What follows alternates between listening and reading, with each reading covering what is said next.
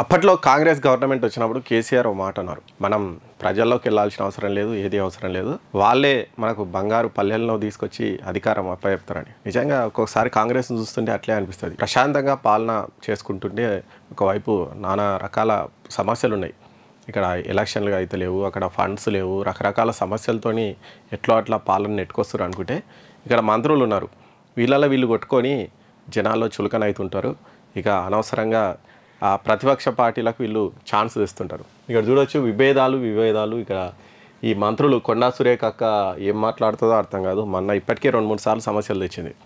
అప్పట్లో నాగార్జున ఇష్యూ, అప్పుడు ఇంకొకసారి ఇష్యూ, ఇప్పుడు మళ్ళీ కొత్తగా పొంగులేటిని కార్నర్ చేస్తుంది. పొంగులేటికి ఏం పని ఏమని ఉంటే నిజంగా అంతర్గతంగా చర్చించుకొని పరిష్కరించుకొని, అంటే మన ఇంటి గుట్టు రచన వేసుకుంటే ఎంత గలీజ్ ఉంటుందో ఇది కూడా ప్రభుత్వం గుట్టు బయట పడొద్దు.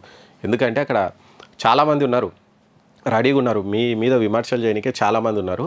ఆ విమర్శలు ఎట్లా ఎదుర్కోవాలనేది మీకు చూడాలి. అంతేగాని ఇక్కడ మా అంతకు మేమే ప్రతిపక్షాలకు ఆయుధం ఇస్తామంటే ఎట్లా? ఇక్కడ వీళ్ళైతే మంత్రుల తీరైతే అట్లే ఉంది. మన పొన్నం ప్రభాకర్ కావచ్చు, వివేక్ కావచ్చు, అడ్లూరు లక్ష్మణ్ ఇష్యూ, మనం ఇవన్నీ కూడా చూస్తున్నాం.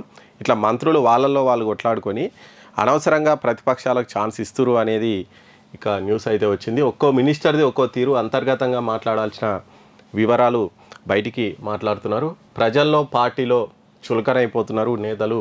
ఫలితంగా ప్రభుత్వం కూడా ఇరకాటంలో పడుతుంది అని ఒక న్యూస్ అయితే వచ్చింది. నిజంగానే మన పొన్నం ప్రభాకర్ గారు మాట్లాడిన అక్కడ మైక్ ఉందన్నటువంటి కనీసం అక్కడ మైక్ ఉందన్నటువంటి విషయం కూడా మర్చిపోయి ఆయన సహచర మంత్రి మీద వేసినటువంటి మాటలు ఎంత గొడవ దారితీసినాయో చూసినాం.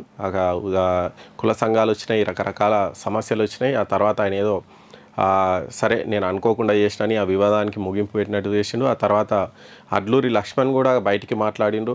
ఆ తర్వాత వివేక్ వెంకటస్వామి కూడా చూసినాం, ఆయన కూడా రకరకాల అంటే అయిపోయింది సమస్య అన్నాక మళ్ళీ తీసుకొచ్చి మళ్ళీ దాన్ని బహిరంగ పరచడం, మళ్ళీ దాన్ని రాజేయడం అనేది ఎంతవరకు కరెక్ట్ అనేది చూడాలి. రాష్ట్రంలో పార్టీకి క్యాడర్కు ఆదర్శంగా నిలవాల్సినటువంటి మంత్రుల్లో పలువురు వివాదాలకు కేంద్ర బిందువుగా మారుతున్నారట. ఇంకా అనవసరంగా సహచర మినిస్టర్ల మీద ఆరోపణలు లేకుంటే విమర్శలు చేసి అడ్డంగా బుక్ అవుతున్నారు. ఇటీవల ఇక మనం ఇది చూసుకుంటే అసలు నిన్న ఏమేం జరిగినాయి అనేది ఒకసారి చూసుకుంటే ఇక్కడ చూడొచ్చు. జూబ్లీహిల్స్ నియోజకవర్గంలో కార్యక్రమం మనం చూసినాం, ఎంత గొడవ అయింది ఏం కథ అనేది. ఇక్కడ ఒకసారి చూద్దాము.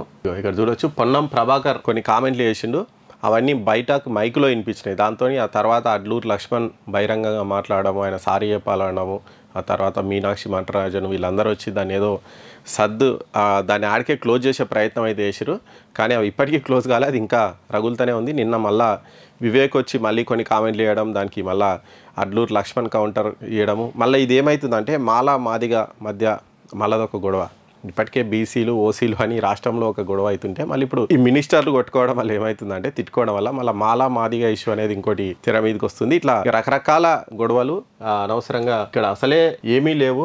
ఇక అనవసరంగా ఏ పథకాలు సరిగా అమలైతలేవని ఒక విమర్శ, మీదంగా ఫండ్స్ లేవని ఒక విమర్శ, అసలు ఎలక్షన్లు పెట్టలేకపోతున్నారు ఇంకో విమర్శ, అసలు ఈ బీసీ రిజర్వేషన్లు ఇష్యూ ఏమవుతుందో తెలియక ఇన్ని అయోమయ పరిస్థితుల్లో ప్రభుత్వం ఉంటే వీళ్ళు కొట్లాడుకొని అనవసరంగా పక్కనోనికి ఛాన్స్ ఇస్తున్నారు ఈ మంత్రులు. ఇక ఇక్కడ మేడారం జాతరకు సంబంధించి కూడా మనం చూసినాం, తన శాఖలో అనవసరంగా పొంగులేటి శ్రీనివాసరెడ్డి జోక్యం చేసుకుంటున్నాడు, మొత్తం కాంట్రాక్ట్లన్నీ ఆయనే తీసుకుంటున్నాడు అని ఇంకో విమర్శ. కొండా సురేఖ నిజంగానే అటువంటివి ఉంటే వాళ్ళు పార్టీలో మాట్లాడుకోవాలి, అట్లెట్లు వస్తాడు ఆయన నా శాఖ పరిధిలోకి రానికి ఆయనెవరని వాళ్ళు మాట్లాడుకొని అక్కడ ప్రభుత్వంలో పెద్దలు ఉంటారు, వాళ్ళ దగ్గరికి పంచాయతీ తీసుకోవాలి, క్లోజ్ చేయాలి. కానీ బహిరంగంగా వీళ్ళే మాట్లాడితే అది ఇంకా ప్రతిపక్షాలకు ఆయుధంగా మారుతుంది. నిజంగానే చూసిరు కదా, పొంగులేటి శ్రీనివాసరెడ్డి మొత్తం ప్రభుత్వాన్ని డిక్టేట్ చేస్తారు, మొత్తం ఆయనతోనే నడుస్తుంది, కాంట్రాక్ట్లన్నీ ఆయనే తీసుకుంటారు అని విపక్షాలకు ఇంకొక ఆయుధం ఇచ్చినట్టు అవుతుంది. ఇప్పుడు అదొక లొల్లు అవుతుంది. ఇట్లా రకరకాల లొల్లులు అంటే కొండా సురేఖ దంపతుల మీద ఇచ్చిన కంప్లైంట్లో ఈయన హస్తం ఉందని ఇంకోరు.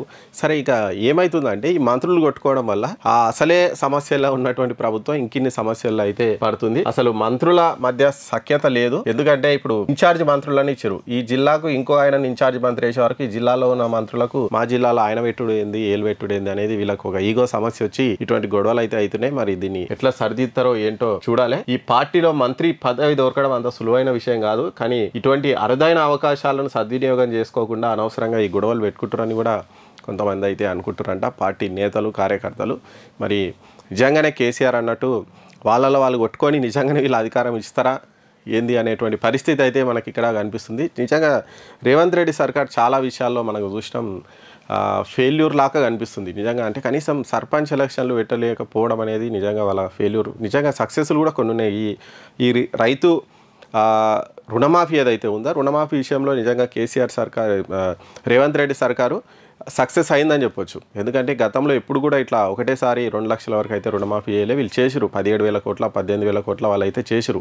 ఆ సక్సెస్ను చెప్పుకోలేని పరిస్థితిలో కూడా వీళ్ళు ఉన్నారు. కనీసం అది సక్సెస్ అని చెప్పుకోలేరు. ఈ ఫ్రీ పథకాల్లో కూడా కొన్ని అయితే అమలు చేస్తున్నారు, అవి సక్సెస్ అని చెప్పుకోలేరు. ఇవన్నీ పక్కన పడితే అనవసర గొడవలు, వివాదాలు, ఈ బీసీ రిజర్వేషన్ల ఇష్యూ ఒకటి తీసుకొచ్చి ఇక్కడ బదలాము, అన్ని బదలాములు ఎక్కువ. పని చేసిన పనిని చెప్పుకోలేక ఈ బదలాంలే ఎక్కువైతున్నాయి రేవంత్ రెడ్డి సర్కారుకు. ఇన్ని బదలాంల మధ్యలో ఈ మంత్రుల గొడవ ఇంకొక ఇష్యూ అయితే తెచ్చిపెడుతుంది. మరి కనీసం ఇప్పటికైనా మరి మంత్రులు మా ప్రభుత్వం మాది పార్టీ అని అనుకుంటే ఇటువంటివి రావు, అంతేగాని ఈగో సమస్యలకు పోతే ఇటువంటి గొడవలే వస్తాయి. మరి ఆ మీనాక్షి నటరాజన్ గారు వచ్చిర్రు, మరి ఆమె వచ్చినాక కూడా పార్టీ అయితే గానే పడ్డట్టు అయితే కనిపిస్తలేదు. మరి చూద్దాం. కానీ మామూలుగా చెప్తుంటారు కాంగ్రెస్లో అంతర్గత ప్రజాస్వామ్యం ఎక్కువ, ఎవరినైనా తిట్టొచ్చి ఏమైనా వేసుకోవచ్చు అని. అట్లే నడుస్తుంది. ఇప్పుడు మంత్రులు తిట్టుకుంటున్నారు, రేపు సీఎంను తిడతారు, ఇంకా రేపు ఇంకేమైనా తిడతారో. మరి గొడవలు ఎంతవరకు అవుతాయో. మరి నెక్స్ట్ టైం అధికారంలోకి రానికే మరి ఇటువంటివే అడ్డంకులు అవుతాయా ఏమైతే అనేది మనం చూడాలి మరి.